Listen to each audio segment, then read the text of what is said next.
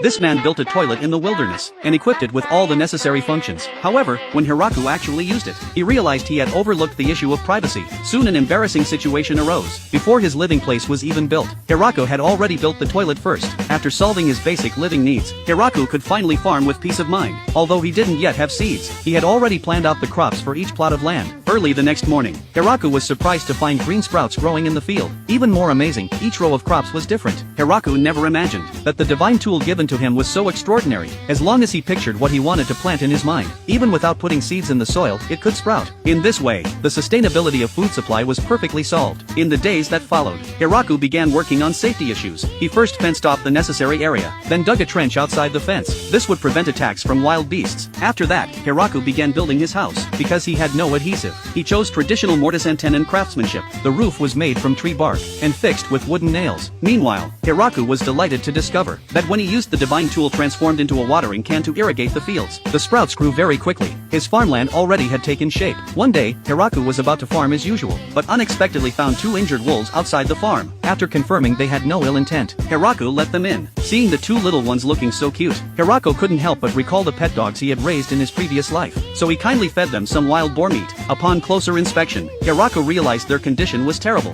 One of them was even pregnant, so kind-hearted Hiraku gave up his own house for them, and thoughtfully lit a fire at the door. The next day the mother wolf successfully gave birth to 4 wolf pups. To celebrate, Hiraku cut some prime cuts of wild boar meat, perhaps sensing Hiraku's kindness. After recovering from their injuries, they did not leave. Instead, they made this place their home. Hiraku was very happy to have companions by his side, so he built another house nearby, and gave them names. The male was called Koro, the female was called Yuki. In the days that followed, everyone had their roles. Yuki guarded the home, Koro went out hunting, while Hiraku focused on farming and harvesting. Even though life in another world was very comfortable, Hiraku still felt something was missing. Days passed one by one. The 4 wolf pups grew up. With their help, Hiraku finally no longer got lost in the forest. Until one day, Hiraku finally found the long-desired river, about 6 or 7 miles from the house. So he decided to build a waterway to bring water to the farmland. Considering long-term food storage, Hiraku planned to further clear the forest, and plant rapeseed and wheat, so later he could press oil and make flour-based foods. Winter soon arrived. His existing clothes could no longer resist the cold. Hiraku originally planned to use giant rabbit fur for warmth, but the lingering smell was unbearable.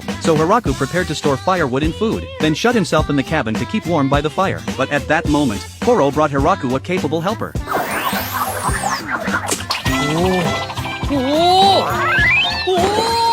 すごく高級そうな布だ。ハンカチかな。刺繍まで入っている。すごいな。ありがとう。 The spider liked the potatoes Hiraku gave her, so she settled in a nearby big tree. During this time, the spider used discarded animal fur to weave Hiraku a warm fluffy coat.